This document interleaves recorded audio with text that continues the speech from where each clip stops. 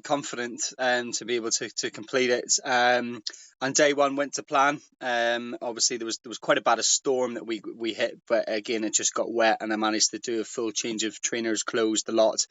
In this camper van was basically our home for the few days, and it was provided by Paramount Campers, which was amazing because we could cook in here. The team had hot food and all for me.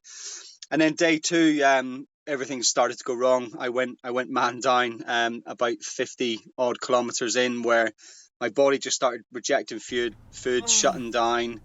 I was sick quite violently, mainly water, fluids, and other things coming out as well, and we called it a day at 65 kilometers. My body went into shutdown then, and I just got a bit of longer sleep, and then got up earlier, and then carried on. I did another 110 kilometers the next day, and that's when I was getting the pain in my feet and stuff, and then we seen a nurse.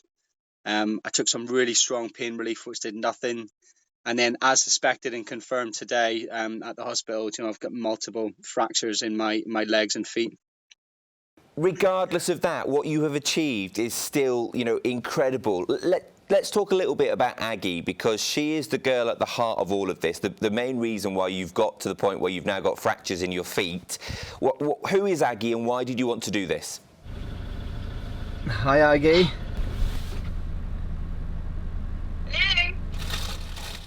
So Aggie is a little 13-year-old girl. I came across Aggie about 18 months ago. I actually reached out to her dad, who's writing my book for me, in essence.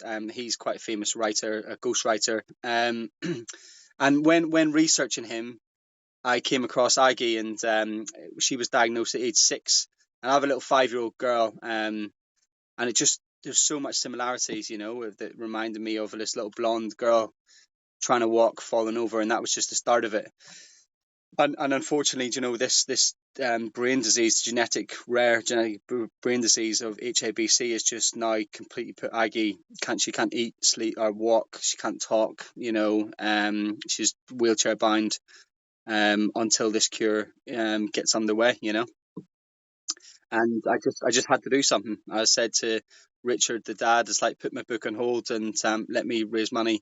Your ability to be able to put your body through this must have come perhaps from the training that you had during your 15 years within the armed forces. Do you see that is where that kind of stealth and that steeliness has come from? I think yes and no. I mean, yes, through some of the discipline. I'm a massive believer in discipline. If you can discipline yourself, discipline your mind, that's the key to success in my eyes. And although even that, not completing the distance, was unsuccessful, but I was successful in raising quite a bit of money. I was successful in raising awareness. I was successful in putting myself in the hurt locker. But even when I was in the military as a younger physical training instructor within the army, I was still renowned as this weirdo that would go off and do physical training and stupid o'clock in the morning and evening. And so I was even at a different level compared to your bog standard sort of soldier. But I do think with some of the sleep deprivation, like for example, 2 days ago in the 44-hour period, I only had 1 hour sleep.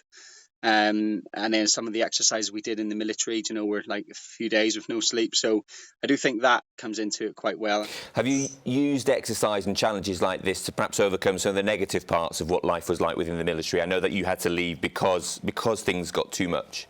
So I was medically discharged with physical injury. So this shoulder's been partially replaced and also PTSD. And yes, I get a lot of pain in my shoulder and stuff now, but I just work around it. It's the PTSD that I was really bad in 2018, and I know thinking about really just ending it and looking at my little girl, and girls and family. I've got a purpose to be a father, and I grew up without a father until but 12 when I was adopted. So it was it's something that I had to change, and I literally changed overnight. And I just reset a whole routine of getting up at 4:20, training hard, and really finding out more about myself. I don't believe you can change unless you put yourself out of your comfort zone.